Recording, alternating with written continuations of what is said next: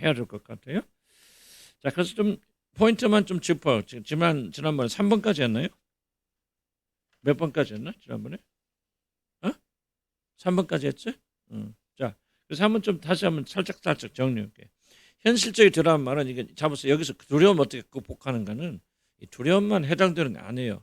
모든 것은 공통적으로 해당되는 것들이 많습니다. 그래서 다시 또 반복하는 그런 상황인데, 그래서 여기 원칙들을 잘 이해를 하셔야만이 다른 문제, 가난의 다른 부족들을 정복해 나가는데 굉장히 중요한 강조점만 약간 다르지 실제 우리가 적용할 수 있는 것은 거의 비슷하다 생각이 되어집니다. 실제 뭐가 돼? 현실적이 돼야 된다. 이게 굉장히 우리가 현실적이 되지 않으면 아까도 얘기했지만 우리가 기쁨과 감사와 감격 속에 살아야 되는데 비현실적이 되어집니다. 예를 들면 하나님 믿는다고 하는 것이 이렇게 된다 저렇게 돼야 된다 한 번도 우리가 죄악된 것을 생각지도 아니하고 모든 면에서 막 기쁨과 감사와 감격만 넘쳐되고 막 사실 그건 비현실적이거든요. 기쁨이라 는 것은 그냥 24시간 코미디를 보듯이 볼 때 우리가 막 껄껄 웃는 것처럼 막 기뻐하는 것처럼 막 기뻐하는 거 아닐 때 그렇게 즐거워하는 것처럼 24시간 그런 상태에 있어야 된다고 비현실적인 기대를 하고 있기 때문에 하나님 많은 은혜가 주어졌음에도 불구하고 우리가 잘 깨닫지 못하고 그런 게 많단 말이에요. 그렇죠? 두려워하는 것은 우리가 인간의 근본적인 그런 본능이라는 것을 많이 강조드렸고 그러다 매일 두려워한다 그 잘한다는 말은 아니지. 그러나 일단 우리는 연약한 존재이기 때문에 두려워할 수밖에 없는 존재다.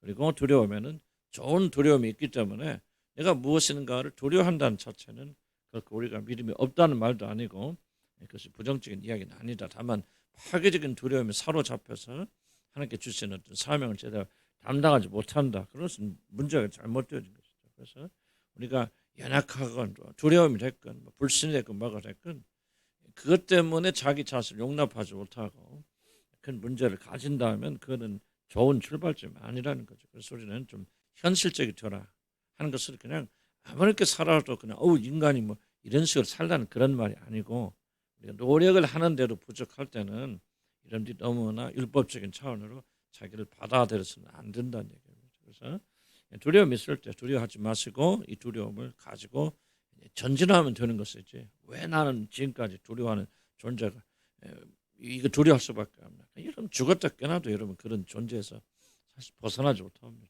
그러니까 주님 필요하고 구원이 필요한 거고 기도가 필요한 것이지. 여러분 아무것도 두리지 않고 믿음 충만한 상태가 여러분 삶 속에서 계속 유지될 수 있다면 왜 우리들이 기도하고 나와서 엎드리고 하나님 붙잡고 나갑니까?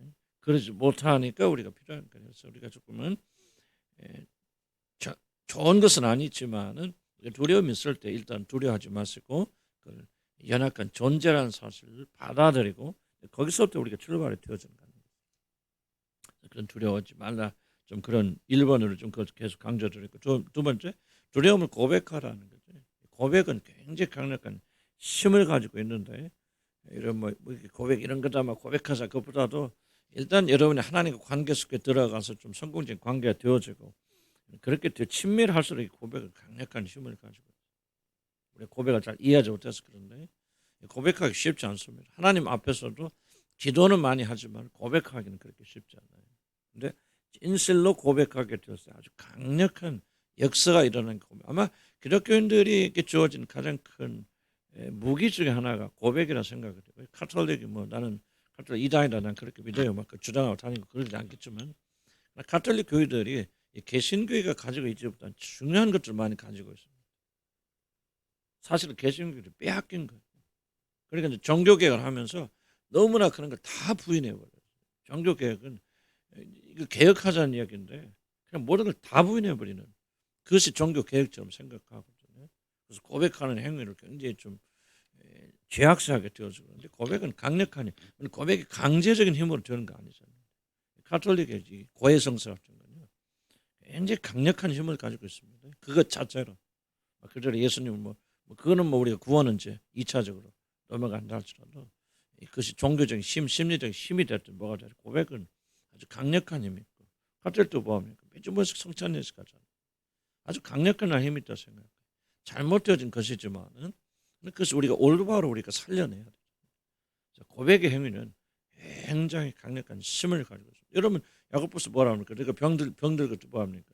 장로를 초청하고 서로 뭐하고 죄를 고백하고 그리고 낫기를 위해서 기도하라고.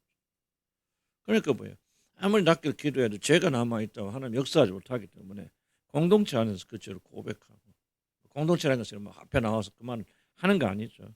이렇게 나와서 뭐 장로님이 목사님 기도하라 했는데 그때 자기 맡긴 기도가 죄가 있다. 그러면 그 죄를 놔두고 어떻게 하면 역사하십니까? 고백하지 않잖아요. 그러니까 치유 역사 일어나지 않는 거고 뭐 그런 거죠. 그래서 뭐 이상하게 뭐 치유 집회하면서 그냥 막 성령 역사라 그런데 성경적인 것인지는 우리가 좀 난 치유 역사 자체를 인정하지만은 그럼에도 불구하고 그게 성경적 패턴인지는 조금은 고민해볼 그런 필요도 있다. 치유하시지만 성경은 고백이라는 굉장히 중요한 쪽으로 설명하고 있다. 그래서 여러분 두려움도 사실 여러분 나는 두려움이 있습니다라고 이제 진정성이 있어야 되겠죠. 지금 여기서 말하는 것은 뭐 진정성이 없어도 그냥 고백만 하면 된다. 그런 점은 내가 설명하지 않아도 여러분 다 이해하시겠죠. 그런데 진정성 있고 진짜 여러분의 믿음 가운데 고백된 이 고백들은 강력한 힘을 가지고 우리 두려움 부숴나가. 고백하기만 해도 일단은 두려움에 죽음에 대한 두려움이 있습니다 하고 진실제 마음에서 고백만 해도 죽음에 대한 두려움 많은 부분은 약화되고 힘을 잃어버릴 수밖에 없다. 진실성, 솔직한 고백, 담백한 고백, 정말 하나님 앞에서 자기 자신을 가리지 않고 정말 자기는 시편 벌써 시편은 굉장히 고백문입니다. 다윗도 뭐라면 내가 죄를 고백지 아니할 때는 막 맞아 가뭄에 눌린 것 같고 막 하나님께 고통하고 막 그러더니 내가 고백하였더니 즉시로 주께서 나의 죄를 사하셨다. 고백이 되네. 그래서 왜 고대 사람들이 건강 영적으로 많이 건강했냐면 그 원인 중에 하나가 고백.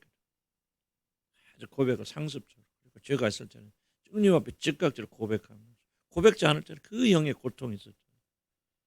뼈가 마르는 그런 고통. 고백하게 됐을 때 하나님께 즉시 나의 죄를 사하여 주셨고 나를 자유롭게 풀어주셨다.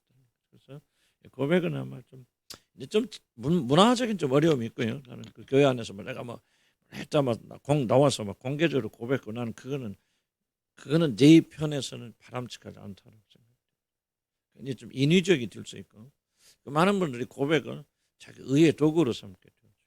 마치 그냥 나도 뭐 옛날에 그 치유센터 있을 때 막 중요한 것 중에 하나가 자기 뭐 성적인 죄나 이런 것을 고백하는 그렇게 했는데 하여튼 뭐 어렵더라고요. 어렵고 그런데 그거 했다고 해서 뭐 달라지나? 달라져요. 그래서 마치 이제 어떤 의미에서 뭐 통과 의례처럼 그렇게 고백한 사람은 이 어려운 걸 통과했다. 그래서 마치 자기가 더 어려운 것이 착각할 수 있는데 나는 그런 거는 나는 개인적 사견입니다. 또 이제 이런 공동적인 고백이 굉장히 중요하다고 믿고 있고 또 그런 것을 또 체험하신 분들은 또 다른 얘기 하겠고 나는 제가 그들이 잘못됐다고 말해서 입장이 안 해요. 다만 내 입장에서 보고 내 경험에서 보면은 그것은 별로 은혜스럽지 않더라. 좀 나는 그런 생각이 좀 들어요. 그래서 난 어떤 생각도 해보냐면 이제 좀 우리끼리 하는 얘기 그렇지만 뭐 아니 과거 여러분들 성적인 범죄를 다 앞에서 고백하고 그랬는데 그것이 굉장히 중요한 계기는 됐는데 어떤 때는 이 생각도 들어요. 차라리 내가 그걸 몰랐더라면 여러분도 그걸 안 했더라면 하나님 은혜 가운데서 다 덮어주고 사랑하고 물론 난 장난점 잘 몰라했죠. 그런 유익함도 있었을 거라 생각이 들었는데 내가 그렇다고 해서 여러분을 달리고 전혀 그러진 않습니다. 그렇게 하지만은 꼭 그것이 가장 좋은 방법이었을까라고 하는 그런 생각도 제가 좀 해보고 하나님의 인격성과 좀 보여요. 그래서 고백이라고 하는 것은 1차적으로 고백인데 참 신실한 사람에게 자기 혼자 고백하는 게 아니죠. 이런 고백은 신실한 사람에게 영적인 동지들에게 고백을 주고받고 어떤 분들 정말 비판하지 않는 영을 가진 사람들에게 자기 자신 영혼의 짐을 고백할 수 있는 것 굉장히 강력한 무기가 되어져요. 그런 분들은 신앙에서 잘 이탈하지 않고 잘 성장하게 되어지는데 고백의 대상이 없다는 것은 좀 불행한 일 같아요. 1차적으로 하나님 앞에 나가서도 잘 고백한다면 정말 기도할 때 주님 난 참 두렵습니다. 정말 두려워요. 근데 이 말 하기 굉장히 어렵습니다, 여러분. 입으로는 하기 쉽지만 마음속 깊은 데서 여러분이 이런 연약한 존재라는 사실을 하나님 앞에서 고백하는 것조차도 쉽지 않아요. 그런데 진실된 의미에서 고백하면 저는 많은 경우 해방의 그런 자유의 그런 축복을 체험해봤고요. 이게 영적으로 많이 성숙해지지 않으면 굉장히 불가능한 일이다. 왜냐하면 우리 자연적으로 나는 문제가 있다는 사실 사람 앞에 드러내는 가장 수치스럽게 여기잖아요. 그래서 인간 아담과 이브 이래로 뭡니까? 자기 수치를 가리기 위해서 무화과 나무 잎을 가려서 자기 수치를 가려오는 게 너무 특성화됐다고 생각해요. 인간이 아주 좀 가장 뛰어나잖아요. 그런 게. 그러다 보니까 우리는 하나님 앞에서 가면 쓰고 바리새인 보세요. 전부 가면 아닙니까? 제가 뭐 일주일에 뭐 두 번씩 금식하거나 이 세력 아주 거짓말하고 도둑질하지 않은 것을 감사하나요? 전부 이렇게 이게 가면인데 사실 이게 전형적인 교회 형태 같아요. 우리 교회가 그렇다 안 그렇다 떠나서 뭐 전형적인 교회 형태면 전부 나와서 가면 쓰고 오늘 날 바깥 세상에 있는 사람들은 지금 놀러 다니고 나쁜 짓하고 지금 뭐 음란한 짓을 다니는데 나는 그렇지 않고 예배드리게 해주시면 감사합니다. 사실 바리새인과 똑같은 기도하고 있고 참 얼마나 참 이렇게 하나님 앞 부끄러운 거예요. 정말 얼마나 교회 나오는 사람 중에 몇 명이 과연 이 세리처럼 지어나는 지인으로서 주님 나를 떠나소서. 나는 예배드릴 자격도 없는 말로는 그렇게 할 수 있겠지만 우리가 정말 얼마나 우리 마음에 깊은 중심에서 이런 예배드리러 올 때 지어나는 죄인으로서 주의 은혜가 아니면 나는 이 일에 설 수 없는 죄인이니 나를 불쌍히 여기소서. 세리와 같은 그런 심정으로 여러분들 예배 나오십니까? 뭐 저부터도 어려워요 사실. 정신없이 설교한다 말한다 막 분주하게 뛰어다니지. 정말 이런 심령.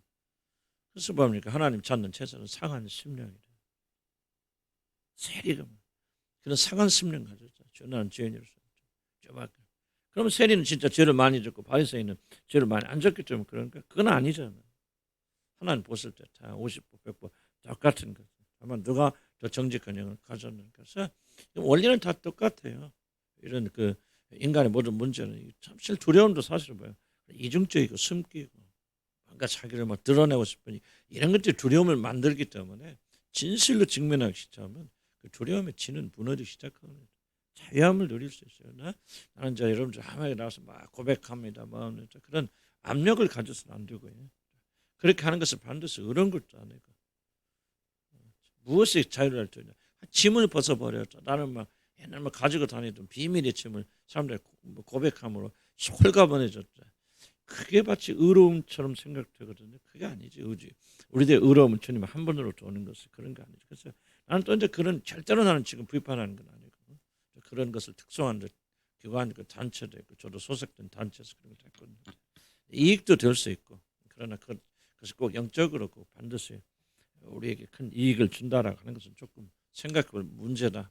다만 고백은 어떤 형태로든지 고백은 굉장히 능력이 있어요. 파워가 있습니다. 그래서 굉장히 카톨릭에 있는 사람들이 어떤 심리적인 거죠. 영적인 난 생각잖아요. 그러나 심리적인 차원에서 굉장히 그들이 자유함을 있는 것은 고백이라는 힘. 고백이라는 걸 잘못 사용하잖아요.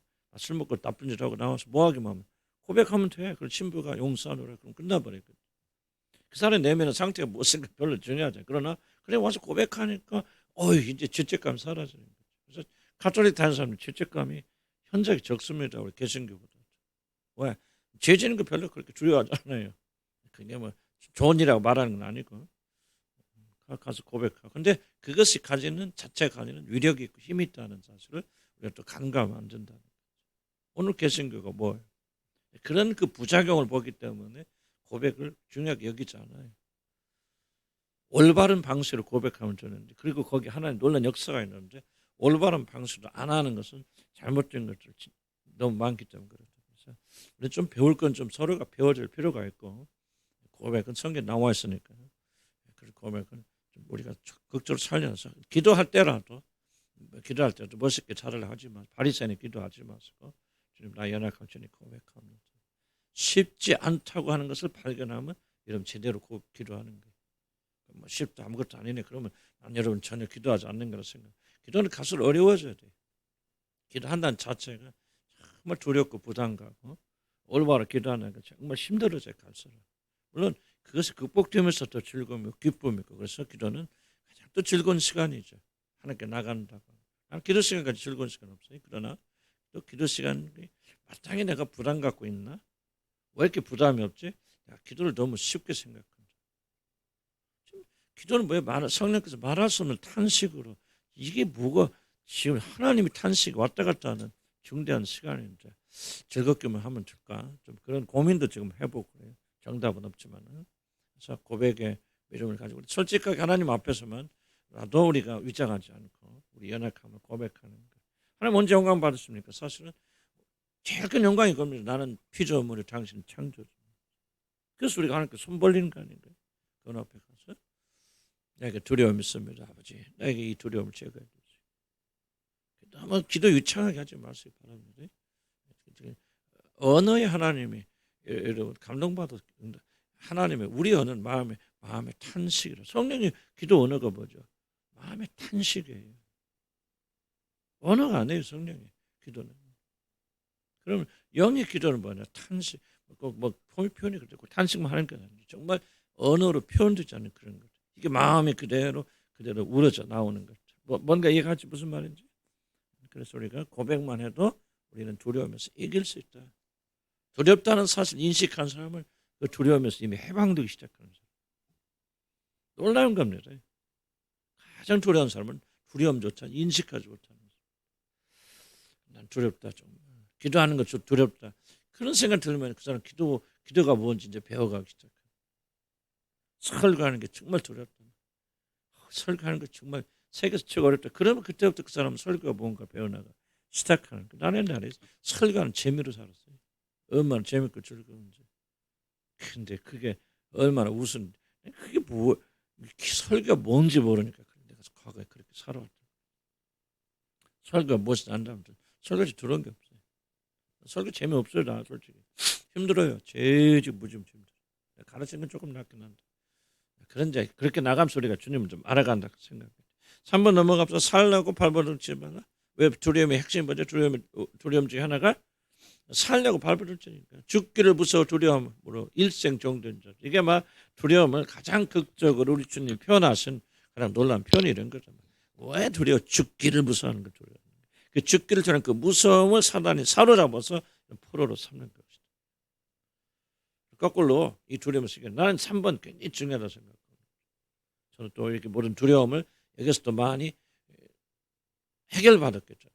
두려움 다른 거 없어요. 안 죽으려니까 두려운 거예요. 죽으려고 하면 안 두렵거든요. 죽어라. 난 죽자. 죽겠다 그러면 안 두려워. 죽음만이 죽음의 두려움을 이길 수 있어요.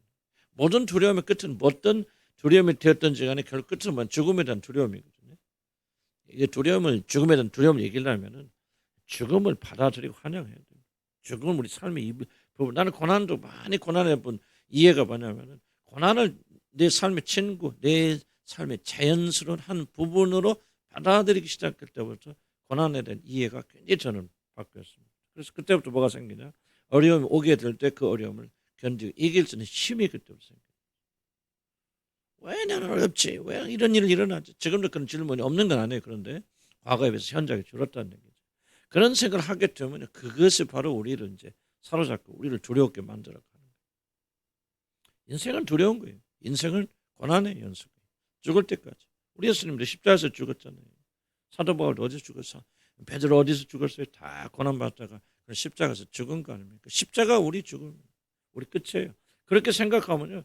고난 우리가 당하는 모든 고난, 아이고 우리 주님도 당하셨어. 너희가 보죠. 스승인 나도 이렇게 고난 핍박하고 하물며 너일까 보네. 너희들 나 따라하는 나를 아니 사단이 미워하고 마귀가 미워하는데 아니 너희들 나 따라오는 너희들 사단이 사랑할 것 같습니까? 이 세상 살면서 우리 잘못 때문에 그런 많죠. 그게 뭐 말할 것도 없고 지금 그런 걸 고난이라 말하지도 않아요. 그런 어쨌든 잘해보고 발버둥 치는데도 왜 이렇게 어렵고 힘듭니까? 고난이죠. 또는 우리가 실수한 것까지 포함합시다. 인생은 고난의 연속이라. 고난을 없앨 수 없어요. 실패를 없앨 수 없고 두려워할 수밖에 없는 일들을 좀 제거할 수 없어요. 그걸 제거하려고 발버둥 쳐보고 일생 살아보세요. 여러분 결코 못 이깁니다. 우리는 그냥 고난을 받아들여야 되고 내 삶의 부분으로 받아들여야 돼요. 살려고 발버둥 치지 마. 왜? 죽어야만이 그 다음에 진짜 여러분 하는 거 아니에요? 살아나는 거 아니에요? 죽어야 그 다음에 여러분 부활하잖아요. 여러분 이거 절대 죽지 않고 어떻게 부활이 있습니까? 지금 그렇게 가장 큰 모순이 뭡니까? 죽지 않고 부활하려니까 문제를. 죽지 않고 영광에 들어가려니까. 십자가는 안 지고 십자가는 주님이 다 지셨으니까 나는 상관없고 그냥 모든 영광만 누리겠다. 이게 모든 기독교 혼돈이 여기서 나는 거예요. 그러니까 영광의 종교입니다, 여러분. 놀란 축복 있고 행복 있고요. 말로 달할 수 없는 영광이 다 들어있는데 그건 뭐냐 반드시 주님에게는 고난을 통해서 그 영광을 들어가잖아요. 성경 뭐라고 합니까? 뭐, 우리 많은 형제를 이끌어 영광으로 들어가게 하시니까 그 고난으로 온전케 되심이 마땅하죠. 이 공식이잖아요. 영광으로 많은 형제를 이끌고 가서 자기 자신 영광 들어갈 일을 뭐요? 무엇으로 완전케 하세요? 고난으로 완전케 하심이 옳도다. 그럼 우리가 그 영광에 들어가는 길은 뭐밖에 없어요? 하나님 나라에 들어가려면 저희가 많은 고난을 받아야 되리라. 놀라운 말씀이잖아요. 왜 그런데 성경 말씀 부인합니까 우리 주님? 그래서 두려운 거예요. 성경대로 가면 우리는 두려움 이길 수 있고 승리할 수 있죠. 성경이 가르쳐 왜 우리가 자꾸 부인합니까? 이게 바로 가짜 신학들이에요. 기복주의 신학들. 성경 전체를 부인해버린다. 성경이 좀 명백하게 써있는데 말이에요. 기복주의 신학 가르치는 우리 친구 지금 친구 안 만나고 그러지만 그냥 나를 찾아와서 성경이 막 빨간 줄을 막 쭉쭉쭉 그으셔갖고 막 나를 설득하는 거 이게 믿으면 다 축복받는 거 이렇게 잘 되는 거. 돈을 구하면 돈이 오고 건강하면 건강. 그냥 믿는 대로 선파는 다 돈다 막 그러시더라고. 막 나를 설득 성경 넣고. 근데 그런 사람 눈에 안 보이는 건 내가 지금 말한 구절들이. 하나님께서 우리에게 은혜를 주시면 다만 그를 믿을 뿐만 아니라 뭐도 받게 하십니다. 고난도 받게 하십니다. 천국에 들어가려면 고난을 내가 많이 받아야 됩니다. 예수 그리스도가 어떻게 부활해? 죽음 중에서 부활하셨다. 스승이 나를 이렇게 핍박하고 나를 이렇게 핍박하는 하물며 너일까? 초대교인들의 고난받음을 인하여서 그들 기쁘고 즐거워하더라. 아니 그들은 우리보다 믿음이 적어서 기복주의 신앙 그거 몰라서 그들이 다 그렇게 고통받아 죽었고 그들은 어리석은 자들입니까? 성경 말하면 그들이 다 영광에 면류관 받고 하나님 나라 들어갔단 말이죠. 그럼 성경 전체를 부인해야 되잖아요. 사는 여러분요 지금 조금 여러분 뭐랄까 좀 부정적으로 들릴지 모르지만 진리잖아요. 지금 나는 지금 기독교 영광이 없다고 말하는 거 아니에요. 기독교 영광의 종교입니다. 축복의 종교예요. 이 세상에 비교되는 영광이 들어가는 거예요.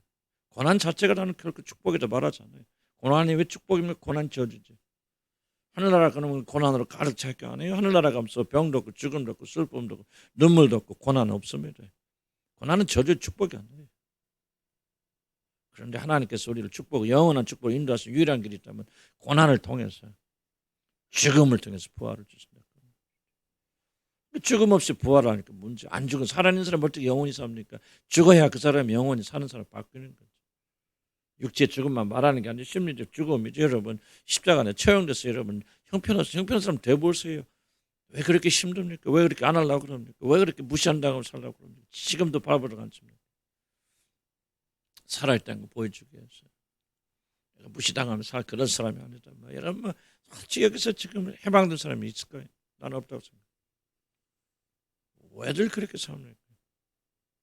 진정한 부활이 어디서 나오고 진정한 승리가 어디서 나옵니까? 이 죽음을 통해서 여러분이 밑바닥에 대고 죽어보세요. 거기서 뭐가 나옵니까? 거기서 축복이 나오고 행복이 나오고 만족이 나오고. 왜 시끄럽습니까? 왜 문제라니까 아무것도 없어요. 딱 하나 살아있으니까. 누가 욕하는데 그냥 왼쪽 때리면 오른쪽 돌려대면 끝나거든요.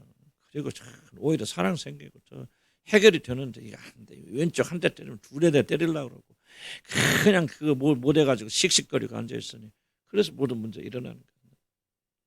죽어야 죽음이 와요. 기쁨이 있고 죽음이 와 여러분 생명이 있고 가정 회복이 됐고 뭐 교회 회복이 됐고 아무것도 없어요. 목사 죽어야 돼. 뭐 생일날 아무것도 하지 마세요. 뭐 이런 나는 욕심 없어서 그런 줄 알아요. 죽어야 돼. 왜? 대접 받으려면 모든 생각이 좀 자유롭고 죽어야 돼. 그럼 뭐가 돼? 평강이 있고 기쁨이 있고 하나님의 은혜가 충만하게 되어지고 목사는 죽어야 돼. 교회인들은 또 왜 목사님 나를 대접해주지 않은 교회에서 나를 무엇으로 하는 거야 말이지. 그렇게 표현은 안 할지 모르지만 그거 안 해주면 뭔가 섭섭. 왜 그래? 다 살아있으니까 왜 서로 부딪히고 싸우고 다투고. 우리 교회는 그래도 많이 좋아졌지만 그래서 우리 교회들이 직분도 없는 거예요. 권세가 뭐예요? 다음 후대 목사로 왔으면 그랬으면 좋겠다 싶어요. 후대 목사 어떤 생각했는지 모르죠. 처음에는 기분 나쁘지. 권사했던 사람 다 와서 계집장 뛰고. 근데 그냥 죽어버리니까 편하잖아. 안 그렇지 않아요? 그죠? 대접 없는 거 보니까 권사 하나씩 다 붙여줄까? 500만 원씩 받고? 그럼 10명이 5천만 원이네. 지금은 하나는 가정도 마찬가지. 나뭐 자세히 뭐 가정여행 그렇지만 정말 비결이 안 돼요. 잘 힘들었죠. 안 죽으려고 그래. 그래서 문제지. 지금은 되는 거예요. 남편은 모든 권리를 포기하고. 그게 참 어렵습니다. 아내도 마찬가지. 아내도 뭐 남편도 사랑받고 이제 죽어버리면 그전 뭐 마치 부활이 역사. 주님 사시잖아. 안 죽으니까 주님 못 사시는 거예요. 그렇게 시끄러운 거지. 교회도 마찬가지고 개인도 마찬가지. 무엇이든지. 그래서 여러분들 살려고 발버둥 치지 않으면 그냥 두려움만 사라지는 것이 아니라 우리 삶 전체가 변화가 되어지는데 이게 가장 어려운 글이 십자가의 도가. 자기 자신을 십자가 매일 보내서 거기에 못 박는 것이 그렇게 어려운 일이에요. 그래도 수요일 날은 조금 못 박아 그죠? 나가는 순간 뭘 다 빼버리고 그냥 참 그러진 않겠지. 그래도 많이 좀 여러분들 좋아지고 있는 것 같아요. 이게 생명의 길이고 이래야 생명이 생깁니다. 이러면 여러분 가정평 이러니까 한번 들어보세요. 여러분 가정 다 말잖아요. 조은이 자매 가정도 그렇고 우리 이현욱 자매 그렇고 나경이 어떻게 평강을 이룹니까? 요즘 조금 낫지 않나 보다는 비결이 뭐예요? 아마 내가 볼 때는 본인 잘 읽지 못하는 본인 다 그렇게 됐다는 건 아니겠지만 아마 여러분들이 죽지 않아서 죽어서 조금이라도 그래도 십자가 못 박히니까 평강이 있고 평화 있고 우리 자녀들 주님 알게 되어 이걸 여러분 해야 됩니다. 아무것도 상관하지 않는다 그 말하고 있는 게 아니에요.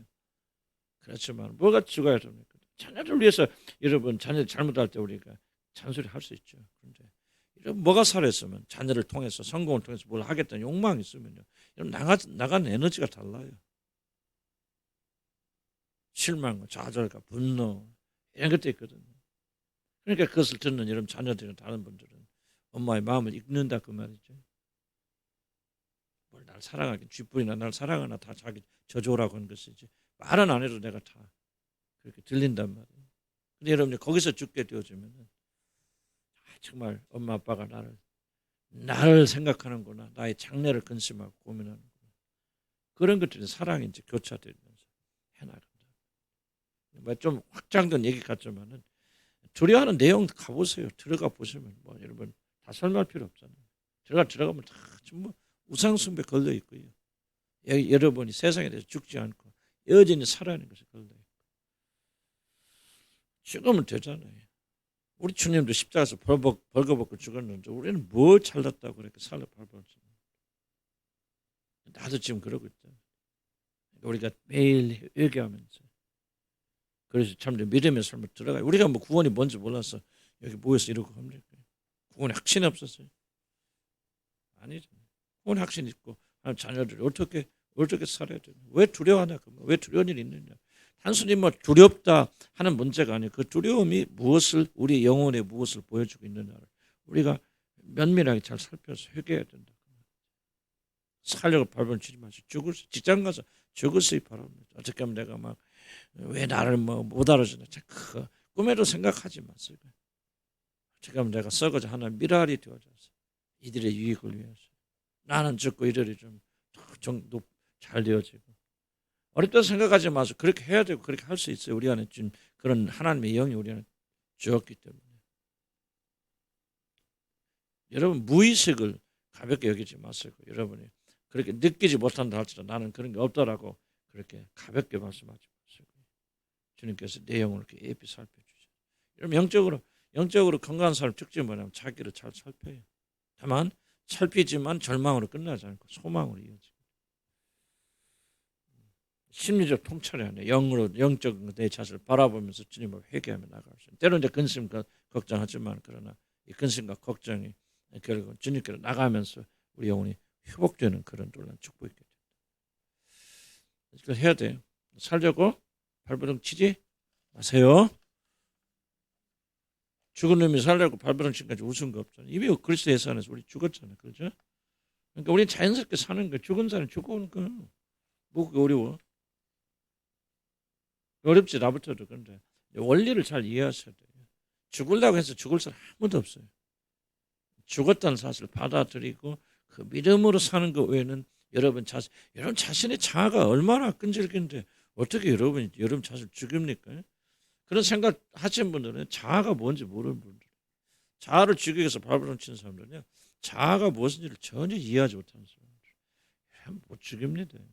더 강해져, 더 끈질겨요. 잘 보세요. 자아를 죽여, 난 자아를 죽였어. 그게 뭐예요? 자아 강하게 더 살아난 사람.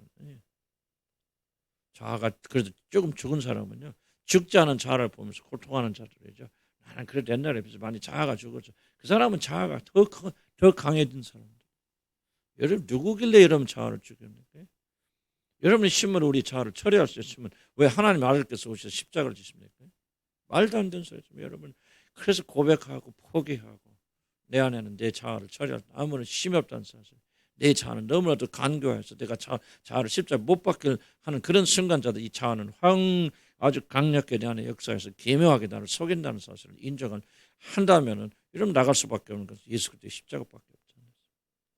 믿음밖에. 예수 그리스도 함께 죽을 때 너희가 믿을 때 이 그리스도 함께 죽으심의 합하에 세례 받은 줄 알지 못해. 우리는 예수를 나의 구주로 받아들였단 말이에요. 나의 자아가 이미 예수님과 함께 십자가에 못 박혀 죽었단 말이죠. 이걸 안 믿으니까 자아가 살아있는 거예요. 정기적으로 기억하면서 나는 예수와 함께 십자가에 못 박혀 죽은 존재라는 사실을 우리가 꼭 좀 기억해야 된단 말이죠. 그래서 모든 죽음이 좋은 거예요. 영광스러운 거예요. 여러분이 언제부터 변하기 시작하면요. 이걸 왜 강조하냐면 이게 바뀌어야 돼요. 죽음은 내 모든 것이 끝나는 것이라고 여러분이 믿고 있는 한은 결코 여러분 죽을 수가 없습니다. 왜냐하면 우리 모든 본능은 좋은 것을 향해 가고 나쁜 것은 거절하게 돼 있어요. 뭐가 바뀌어야 돼요? 좋은 것이 뭔가 바뀌어야 좋은 것을 향해 가. 이 본성은 안 바뀌어요. 하나님 주신 거기 때문에 죽을 때까지 여러분요. 좋은 것을 향해 가게 돼 있어. 좋은 것이 뭐냐 그 말이에요. 좋은 거. 지금 우리 마음은 뭐야? 죽는 것이 좋은 것이다. 그렇게 생각 안 하죠. 그러니까 뭐야? 노력은 하지만 우리 마음의 중심은 살기 위해서 막 흘러가. 뭐가 바뀌어? 물론 여러분 바뀌었죠. 바뀌었어야 되지. 성향이. 뭐하냐? 죽음 가운데서 이런 기쁨과 행복과 쾌락을 누려야 돼. 죽음 자체를 누리는 거 아니죠. 죽음을 통해서 하나님 하시는 그 놀라운 일이 영광스러운 일이다. 자꾸 내가 강조하는 거 아닙니까? 우리 기독교인들은 행복을 추구하는 사람이 돼야 됩니다. 만족을 추구하는 사람이 됩니다. 다만 무엇이 행복이냐, 무엇이 만족이냐 이게 바뀌어 나가야 돼요. 그래서 진리를 통해서 계속 교육해 나가요. 무엇이 영광입니까? 여러분이 다른 사람들 뺨 한 대 맞았을 때 그것을 위해서 기뻐할 줄 알아야 그리스도 되어져. 그 순간 그리스도 되어지는 거 아니에요. 물론 육신은 좀 스트레스 받겠지만 그러나 내 안에 있는 영은 기뻐하고 즐거워하고 그리스도 고난받음에 동참하였다. 초대교인들은 왜 그랬어요? 우리 사도행전 배웠잖아요. 베드로와 요한이 핍박받고 사람들이 핍박받는데 무엇 때문에 즐거워합니까? 예수 그리스도 말미암아 우리가 고난받는 일에 적합한 적당한 데 여김을 받아서 예수가 받은 고난을 우리도 받는데 뭐예요? 기쁨이죠. 감격이죠. 뭐가 바뀌었다는 게 전에는 사람들도 사랑받고 인정받는 것을 기쁨이 주었는데 이제는 뭐야? 그리스도 함께 고난받는 즐거움이 되어졌다. 속 성향이 바뀌니까 거기다 성령 기름 부어주셔서 그게 강력해지니까 그 사람도 예수 믿는 거 어려운 거 아니다. 이 생각이 바꾸기 전까지는 지속적으로 여러분이 뭔가를 향해 나가요. 세상적인 것이 즐거우면요. 세상적인 거 못 끊습니다. 드라마 재밌고 즐거웠는데 이러면 드라마 어떻게 끊습니까? 우리가 드라마는 예를 들어 드라마 보시면 한 번도 안 겠지만 드라마 재밌겠죠. 보면 뭐 저런 것이 아니더라도 그런 것에서 우리가 쾌락을 추구한다는 것 자체가 문제예요. 그것이 즐거움 준다는 거죠. 구원 못 받다는 얘기보다도 정말 그래서 예수 안에서 우리가 기쁨과 즐거움을 추구하는 되면은 그쪽으로 향해 들어가고 있고 아무리 힘들어도 이런 그쪽을 향해서 헤엄쳐나가게 되어졌어요. 추구하게 되어졌죠. 그래서 그리스도가 아름답게 보이고 그분과 함께 즐겁게 보이고 또 그분 때문에 받는 고난이 유익하고 즐거움. 그러면서 여러분 변화되죠. 셀달에 환영받고 높임받고 그것도 좋지만 이제는 뭡니까? 어렵고 힘들어도 그래요. 이렇게 돼서 내가 주님을 더 사모하게 되고 하면서 여러분 막 어지로 하는 것이 아니라 속에서 마음에 추진력이 생기기 때문에 추구해 나가는 거다. 그래서 죽음은요 어려운 거지만은 우리 힘은 안 된다. 이미 죽었다는 소리를 꺼나가고 죽음은 굉장히 아름답고 정말 여기에 행복이 있다. 그래서 우리 그리스도인들은 뭐를 자꾸 연습해야 돼? 이 새 습성에 따라 사는 거예요. 죽음 때문에 죽음으로 인해서 내가 기뻐하는 걸 자꾸 확장시켜 나가야 돼. 연습해봐. 이걸 자꾸 그래. 그래서 일기도 써고 그래서 여러분들 뭐냐 일기가 제가 뭐가 때 쓰면 나서 이걸 자꾸 여러분한테 확장시켜 나가. 난 지금 4년 동안 내가 여러분들한테 뭐 이게 마지막 단계라기보다는 여기 그렇게 되면 여러분이 누가 가르칠 필요 없잖아요. 가르칠 필요 없어요. 여러분 진리를 향해 죽을 때까지 가게 돼 있어요. 안 가면 이상한 거지. 뭐 일이 있다고 하고 뭐 없다고 내가 은퇴했다고 뭐 하나님 믿는 거 게을려. 그러면 그거 잘못된 신앙이지. 근데 뭐가 이제 훈련이 안 됐으면 그렇게 될 거 아니에요. 그래서 우리가 이런 기간 동안 자꾸 훈련을 해서 연습하고 어려운 경건에 훈련하고 경건의 훈련은 모든 것에 유익함이 있다고 그랬잖아요. 이걸 안 하면 이제 뭐예요? 누군가 끌어준 사람이 없을 때는 무너지겠죠. 못 간다. 그래서 여러분 지속적으로 훈련시켜 나가야 돼요. 하나님 주목하라. 뭐 그렇죠? 공포는 42페이지 보면 공포는 언제 생긴다죠? 환경 압도될 때 생긴다는 거죠. 압도될 때 아무리 믿음 있는 사람도 환경에 압도돼 버려요. 그래서 내가 왜 여러분 환경에 집중하지 말라고 하냐면 환경은요 집중하면 압도되게 돼 있어요. 아무리 믿음이 있어도. 그래서 여러분 기도할 때도 막 이제 우리는 이제 코로나 때문에 그런 거 못하지만 뭐해서 자꾸 힘든 얘기 너무 많이 하지 말라. 자꾸 여러분 몇 번 일기 쓰는데 좀 잘하고 있어요. 뭐가 달라지는 게 보이냐면 그 사람들이 자꾸 문제를 집중하는 것이 약해져요. 그러니까 같은 문제를 하도 과거에 묘사하는 것과 현재 묘사하는 자꾸 변하는 거죠. 그 안에 자꾸 뭐를 찾으려고 해요? 긍정력을 찾으려고 해요. 좋은 거 보려고. 이게 그래 보인다. 그렇지 못하는 사람들 안 변하는 거예요. 그래서 우리는 뭐 자꾸 훈련해야 돼요. 문제 훈련한 집중하는 거 자꾸. 그래서 의도적으로 난 기도할 때도 나는 하니까 난 문제 갖고 기도하지 않겠다.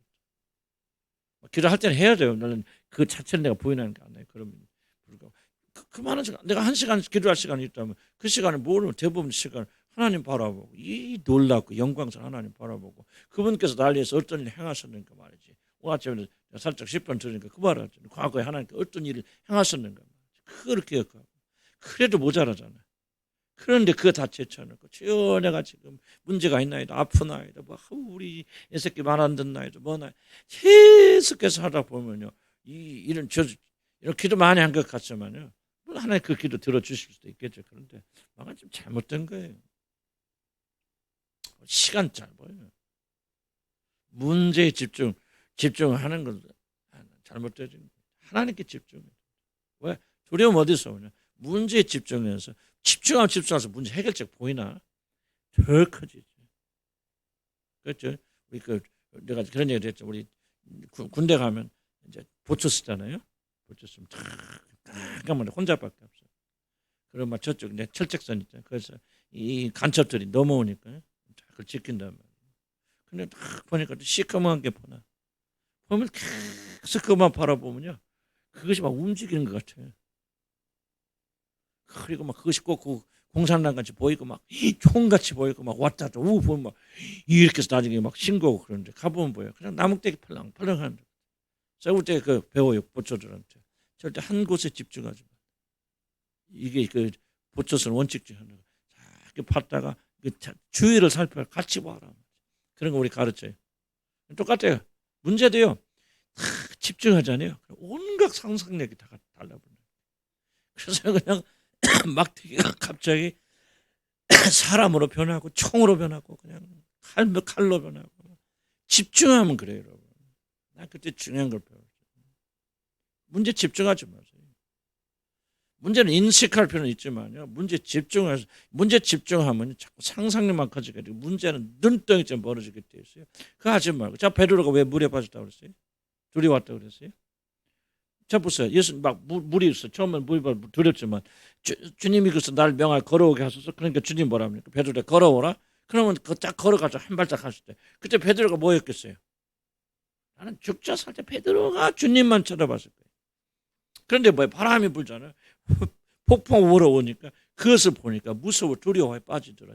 그런 순간 뭐예요? 베드로의 초점은 시선은 주님으로 저주로 가는 거예요. 문제로 가는 거죠. 문제 압도되잖아요. 그러니까 두려움 몰려오니까 빠지게 되죠. 여러분 성경이 진리를 여러분 가볍게 하고 뭐 그런가 하고 그냥 넘어가면 평생 여러분 그렇게 살아야 돼요. 평생 살아요. 그러나 하나님 말씀 계시의 말씀이라 하고 그렇게 노력하는 자들은요 건진 받습니다. 오늘도 우리 교회 안에서도 그렇게 건진 받는 사람 많아요. 문제 없는 사람 아무도 없어. 우리 교회들 다 보면요. 오늘 아침에 김은희 자매 제가 통화하고 왔어요. 아침에 김은희 자매 이제 남편이 거의 이제 조금 아무래도 때가 거의 된 것 같고 자기도 준비를 하고 있고 나도 좀 준비를 해야 되지 않겠냐. 말게 들어가면 그거 치우는 데가 거의 안 되는 것 같아. 괜히 그냥 병원에서 고생시키는 거지. 근데 어쨌든 전화를 했는데 그래도 굉장히 좀 강건하게 좀 단단히 견뎌나가고 그러더라고요. 문제에 압도돼 버리면 규모의 자매도 쓰러질 수밖에 없어요. 그 순간에 뭐 해야 됩니까 우리가? 그런 위기 속에도 주님 바라봐야 돼요. 그래야만 우리가 건전받아요. 평소에 훈련 안 하면 안 됩니다. 지속적으로 연단해야 돼. 경건에 연습하고 연단해서 문제 생기면 빨리 문제가 있으면 문제 영향 안 받는 사람 아무도 없어요. 재빨리 문제를 벗어나야 돼. 벗어나고 자꾸 주님께 초점 맞추고 이걸 훈련하면은 대전 나갑니다. 이런 많은 분들이 그거 안 됩니다. 그런데 안 되는 이유는 여러분 훈련하지 않기 때문에 그래요. 믿음이 없거나 믿음이 있는 안 되는 건 훈련하지 않기 때문에 지속적으로 문제지. 그래서 기도도 이런 문제 놓고 너무 많이 하지 마시기 바랍니다. 주님 바라보세요. 주님 바라 믿음 생기잖아요. 믿음 없는데 백날 기도하면 무슨 소용이 있습니까? 아무 소용 그냥 중연부를 외는 거죠. 믿음이 있어야잖아요. 그럼 믿음 뭐 어디서나 바라보면서 주님 바라보고. 그러니까 두려움 있는 자들은 적극 두려움에 문제에 집중해서는 안 됩니다. 주님께 시선을 옮기셔서 그분만 바라보세요. 그러면 그분의 시각으로 문제를 바라보. 이게 중요합니다. 따라서 그분의 시각으로 문제를 보자면. 근데 그분 안 바라보면 그분의 시각이 나의 시각이죠. 나의 시각으로 문제 보면 두려움에 빠지게 돼 있다. 그래서 죽자 살자 우리 말 주님께 초점 맞춰야 돼. 문제 좀 초점 맞추지 마세요. 그분이 누구신지 얼마나 영광스러운 분이신지 그분이 어떤 일을 행하셨는지 좀 큰 거 보지 마세요. 여러분 아침에 일어날 때 여러분 뭘 그렇게 큰 거 기대하십니까? 여러분 깨어나고 잠자고 일어나는 게 그게 보통 신기한 일입니까? 하나님이 인도하시 아니었고 뒤에 천사들이 지켜주지 않으면 사단이 그냥 귀신들이 와서 그냥 다 잡아먹었을 텐데 근데 내 힘으로 다 잔 것 같죠? 그러니까 뭐에 감사가 없고 감격이 없잖아요. 밥 먹는 거 내가 다 먹는 것 같죠? 내가 벌어서 그냥 이렇게 하는 것 같고 내가 위장이 좋으니까 이것 먹어도 소화도 좋다는 그 자랑만 하고 있죠. 그런데 여러분이 그렇게 감사합니다. 그래서 조그만 것에서부터 저와 여러분 자꾸 감사를 연습해야 돼요. 습관화가 돼야 돼요. 하나님께 초점 맞죠. 그럼 두려움에서는 승리할 수 있어요. 두려워하는 일은 지속적으로 있게 돼요. 죽을 때까지 두려워할 수 있는 일들은 절대 안 없어지고 나이만 우리 교회도 보세요. 나이 들어가니까 여기서 아프네 저기서 아프네 누가 돌아가시네 누가 암에 걸렸네 뭐네 그런 소식 들리죠. 이거는 우리가 피할 수 없어요. 어쩔 수 없어요. 나이 들어가면서 일어날 수밖에 없는 상황들이고 우리 자녀들이 있으니까 또 내 문제만 옛날에 내 문제 많고 싸웠지만 자녀들이 문제를 싸워야죠. 자녀들 결혼해서 또 어려움을 겪으면 또 그 문제 또 싸워야죠. 가져야 되죠. 그래서 나는 죽을 때까지 여러분 절대 어려운 일이 없을 거예요. 그 아예 기대하지 마시기 바랍니다. 꿈에도 끄지 마시기 바랍니다. 여러분 삶은 갈수록 어려워질 겁니다. 세상 갈수록 어려워질 거예요. 난 절대로 비현실적인 얘기는 여러분이 꿈을 이루면 주셔서 모든 게 잘 될 거예요. 난 그거 사기칠 수 없어요. 기분이 좋아서 그래 나가자만 그 현실 아니에요. 그런 분들이 현실 부딪히면 다 무너지거든요. 현실은 현실이고 고난은 고난이고 어려움이고 이 세상에 가서 어려워지는 어려움이고 재난이 이제 시작에 불과하다는 것은 나는 단호하게 말씀드릴 수밖에. 그러나 우리가 살 수 있는 방법은 뭐냐? 하나님께 집중하는 것밖에 없죠. 그럼 우리는 승리할 수 있단 말이죠. 아니 베드로는 바다 위로 걸어갔지 않습니까? 그런 베드로가 빠진 건 뭐냐? 다른 거 안 보였다. 자 보세요. 문제 바라보는 순간 뭐야? 계속 강조하십니다. 이걸 내가 의도적으로 계속 반복하는 거예요. 문제 바라보는 순간 여러분 시선은 뭐예요? 주님은 바라볼 수 없어요. 이게 문제예요.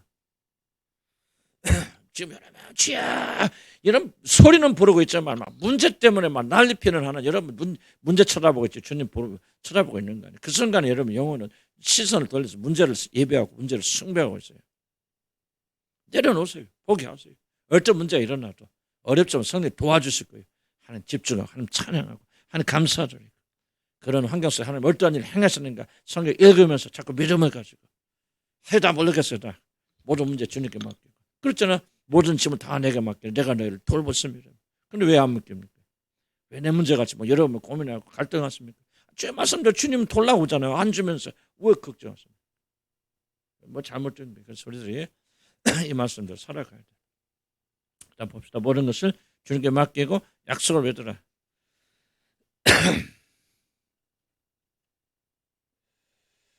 그럼 이거 끝이 이거 뭐 시간이 어떡하나? 자, 그럼 봅시다. 43절에 볼까요? 좀 모든 것을 주님께 맡기고 모든 길을 주님께 맡기라는 말은 무슨 말인가? 43페이지 좀 봅시다. 무슨 일이 일어나도 하나님께 나를 어디로 이끄시든지 바로 그것이 가장 선한 곳이며 완전한 곳이라는 사실을 믿는다면 우리들에게 특히 불확실성이든 두려움이 많은 사실. 자, 우리가 왜 두려워하냐면요. 우리가 그 일이 어떤 우리가 추구하는 일의 진로를 이해하지 못하기 때문에 두려워요. 어디로 가는 거예요? 뭐 하는 거예요? 불확실성이 우리에게 큰 두려움을 가져다 준다고 앞에서 얘기했잖아요. 그래서 우리는 어떻게 생각하냐면 불확실성을 모든 것이 다 우리가 알게 될 때 어디로 갈 것인지 내일 어떤 일이 일어날 것인가를 내가 정확히 이해하게 되었을 때 오는 두려움에서 해방된다 그렇게 생각하는데 그것이 잘못된 생각이 되죠. 하나님께서 어디로 우리를 이끄시는지 우리는 그 자세한 내용을 몰라도 하나님께서 궁극적으로 가장 선한 곳으로 데리고 가실 것이라는 이 믿음이 있으면 지금 내 앞에서 두려운 일이 일어나도 그것을 이겨낼 수 있죠. 결국은 잘 될 거예요. 그게 뭐예요? 합력의 선을 이루어줄 것이에요. 이 믿음은요. 합력의 선을 이루어줄 것은 내가 그 모든 일들이 내가 다 이해할 수 있게끔 하나님께서 그렇게 도와주시고 그래서 모든 과정에 내가 완벽한 이해를 하기 때문에 하나도 어려움이 없고 두려움이 없을 것이다. 그런 말이 아니에요. 합력과 선을 이룬다는 것은 플러스가 될 때도 있고 마이너스가 될 때도 있고 올라갈 때도 있고 내려갈 때도 있는데 나중에 계산해 보니까 뭐야? 여러분들 사업하는 사람들 보면요. 큰 사업하는 사람들 보면요. 이렇게 그런 식으로 사업하더라고요. 어디에서 이마트 사장이 뭐 하는데 이마트 신세계 뭐 예를 좀 들었는데 이마트도 하고 그다음에 또 이제 이마트 내가 사장 안 하지만 이마트 또 하나 뭐 있죠? 이마트 트레이더스라고 있죠. 근데 또 있죠. 코스트 같은데. 그러면요. 좀 이마트 완전 적자예요. 팔면 팔 손해입니다. 그런데 어디서 메꾸냐면 이런 거 막 이런 데 다른 데 통해서 메꿔요. 근데 이 사업하는 사람들은요. 이마트 지금 손해 본다 뭐 한다 얼마 손해다 그거 별로 신경 안 씁니다. 뭐를 생각하면 총체적으로 그래 여기 구멍 나서 이거 갖다 메우지 그래서 전체적으로 얼마가 남는데 이거 신경 쓰지 우리처럼 하나하나 자세히 신경 안 쓴다. 무슨 말 이해가시죠? 그런 것처럼 우리 인생을 바라볼 때 조금 그런 식으로 바라보죠. 이거 하나 하고 손해봐. 이거 잃어버렸어. 거기만 매달리잖아요. 근데 만약에 나중에 더 다른 것이 더 잘 돼가지고 인생 전체를 크게 바라볼 때는 O 플러스 났네. 무슨 말 이해가시죠? 그렇게 좀 큰 눈으로 바라봐야 되는데 우리는 뭐야? 그냥 조그만 거 바라보면서 집중하면서 그거 하나에 손해 나면은 거기 집중해서 문제가 뭐냐면은 왜 부정적인 것에 많이 집중하지 말라 하냐면 부정적인 집중하게 되면은 이런 긍정적인 거 지금 플러스 나고 있고 잘하고 있는데 그거 안 보여요. 여러분 경험 있잖아요. 여러분 자녀들 아프면은 자녀들이 넷이 있고 10명 있다 합시다. 10명 9명 다 건강해. 그런데 하나가 아파. 그러면은 여러분 건강한 9명 보여 안 보여요? 안 보입니다. 모든 관심이 이러면 한 명 아픈 거 집중하게 되고 그리고 뭐 어떻게 착각하게 되냐면은 이제 10명이 다 아픈 것처럼 그렇게 착각해서 어쩌다가 하나님 말했지 내 자녀가 이런 식으로 얘기한다. 무슨 말 얘기하시죠? 그래서 우리가 문제에 집중하게 되어지면은 저게 좀 어려운 문제가 생기는데 그런 문제에 집중하지 말라면 어떻게 해야 되냐? 좀 일을 총체적으로 바라. 합력한 선을 이룬단 말은 플러스 마이너스 결국 플러스가 된다는 이야기지 마이너스는 한 번도 없을 것이다 그 말이 아니란 말이에요. 그러니까 우리 인생을 얻을 것도 있다면 반드시 뭣도 있죠? 잃을 것도 있다고 그러는데 우리는 잃은 것에 너무나도 집중을 하기 때문에 뭐가 되냐? 바로 전체적으로 이렇게 플러스가 되는 것을 우리가 이해하지 못하고 감사하지 못하고 그렇게 나갈 수밖에 없다는 얘기예요. 지금 어려움을 보세요. 어려움을 겪고 있는 분이 전형적인 역선 뭐냐면은 전형적인 문제는 뭐냐면 지금 마이너스 된 부분에 과도하게 집중하기 때문에. 그래 여기서 내가 손해야 좀 안 듣고 있지. 그러나 다른 거 생각해봐라. 예를 들어 우리 자녀가 있단 말이야. 교회 나와 예수 믿었어. 구원 받았어. 근데 하는 일이 변변찮아. 이거 하고 계속해서 집중하다 보면 뭐가 안 보여요? 하나님께서 지금 그 아이들에게 해주신 놀라운 게 안 보이잖아요. 이해가요? 그러니까 지금 플러스 마이너스 해보면 이 부분은 조금 부족한 게 있구나. 그런데 이 부분이 이렇게 은혜 받았구나. 그러니까 이렇게 우리가 은혜 받았어. 이렇게 되고 하나님께 감사드려야 되는데 그게 아니고 뭐예요? 지금 이렇게 은혜 주신 것은 별로 안 보여. 문제는 뭐냐면 별로 안 보이는 부분은 영적인 부분이고 지금 과도하게 집중하는 부분은 뭐냐? 세상적인 부분이에요. 이해가 무슨 말이에요? 가요 안 가요? 중요한 얘기예요. 그래서 여러분들이 뭡니까? 우리 자녀이 됐건 자기 자신이 됐건 잃어버린 세상적인 것은 과도하게 집중하면서 여러분 얻게 되는 영적인 부분이 뭐요? 안 보여. 이게 바로 죄의 영향력이고 여러분이 세상에 사로잡혔던 영향력이죠. 그래서 뭐로 봐야 돼? 이거를 교정해야 된다.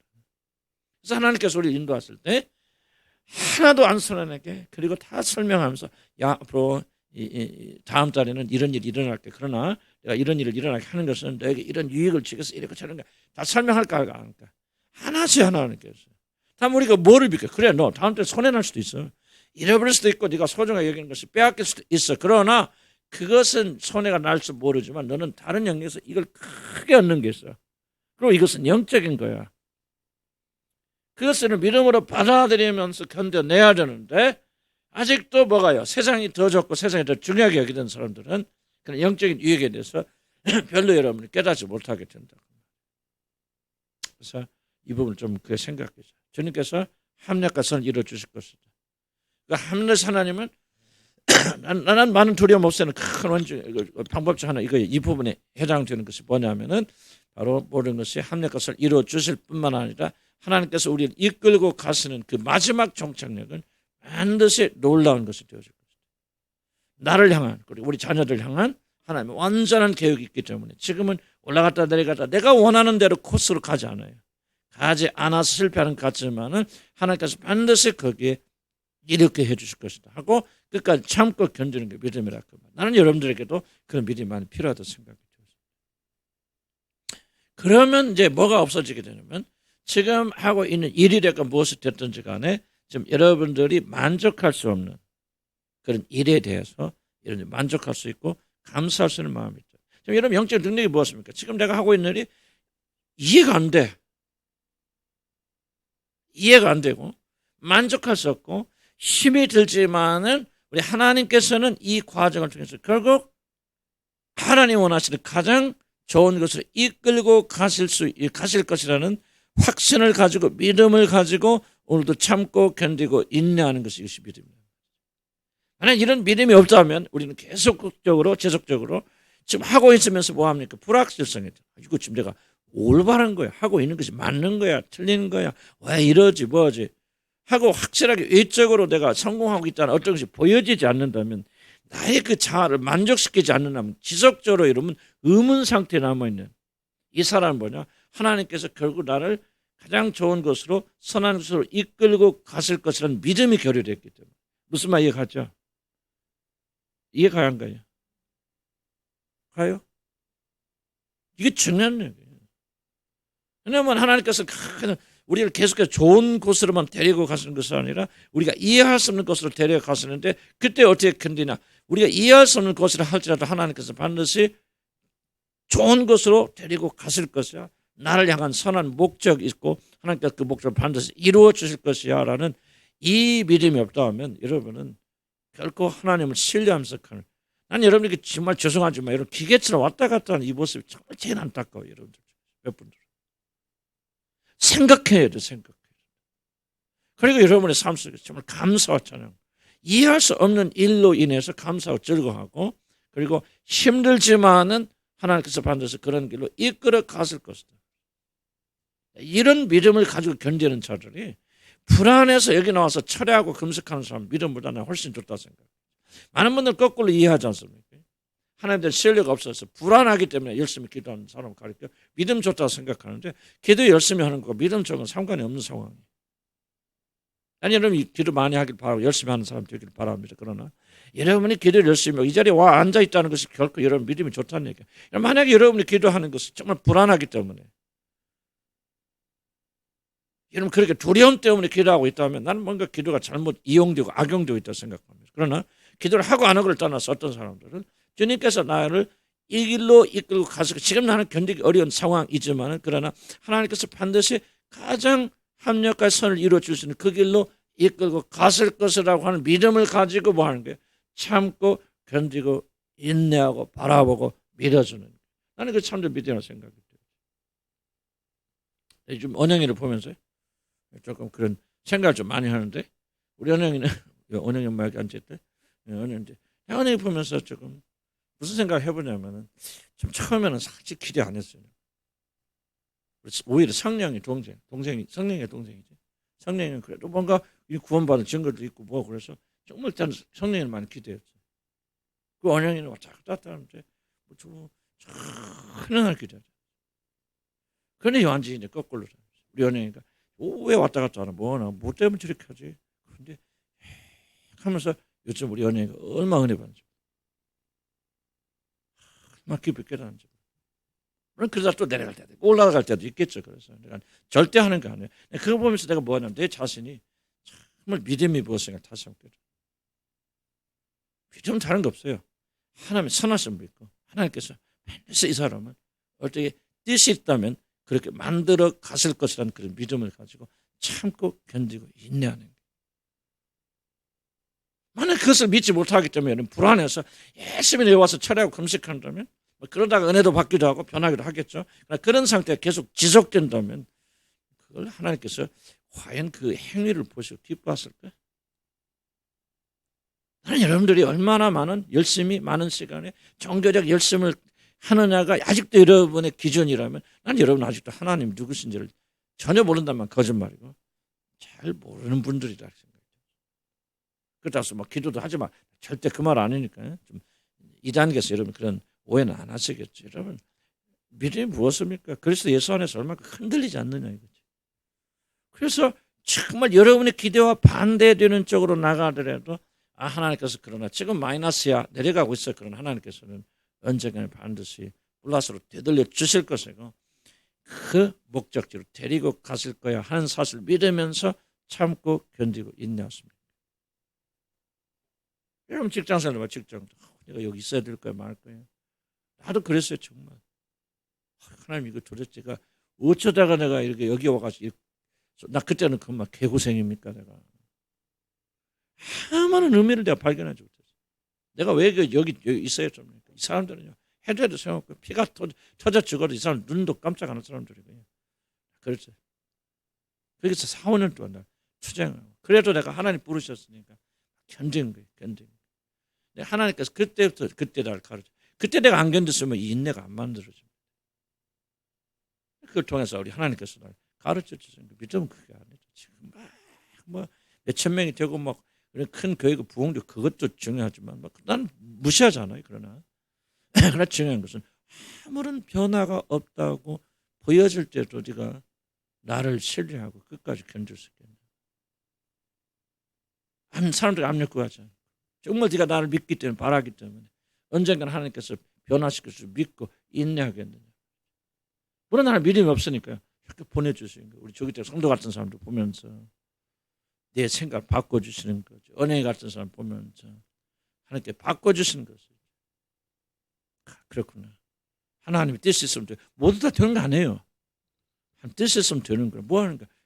내 의미 없는 활동이 의미 없는 게 아니구나. 그래서 나는 축착 나는 복음을 전하고 가르치고, 그러면 하나님께서 때가 되면 또 하나님의 뜻과 계획이 있다면 하나님께서 사람을 변화시켜 주신 것이죠. 그래서 내가 여러분 불신을 안 하는 거예요. 견디는 거예요. 인내. 무슨 말 이해 갔습니까? 그러면 하나님 때가 차면 하나님께서 좀 기름 부어주시고 인도해 주시고 그래요. 아니 여러분 자녀들도 마찬가지. 목회자가 그런 심정을 하나님께 나를 가르치고 계신다면 여러분들 그 교훈을 받아야 됩니다. 기다려야 돼. 인내해야 돼요. 하나님 선하실 믿으면서 여러분 입을 열으면 안 됩니다. 이래라 저래라 하지 마시기 바랍니다. 여러분이 조종하지 마시기 바랍니다. 뭐 하셔야 됩니까? 침묵 가운데, 인내 가운데, 눈물 흘리면서 씨를 뿌려요. 그래서 우리 얼마 전에 우리 이현수 목사님한테 그런 얘기했죠. 목회자 뭔지 아냐? 설교자는 눈물을 흘리면서 언젠간 반드시 기쁨으로 거둘 때가 있다는 걸 믿으면서 오늘 또 눈물을 흘리면서 씨를 뿌리는 게 목회자. 나는 그래 왔어요. 내가 잘했다는 얘기가 하나님께 그렇게 만들어 주셨고 그러면서 여러분 가운데 뭔가 조금씩 생각하죠. 나는 여러분들 저기 하나하나 다 간증이 났습니다.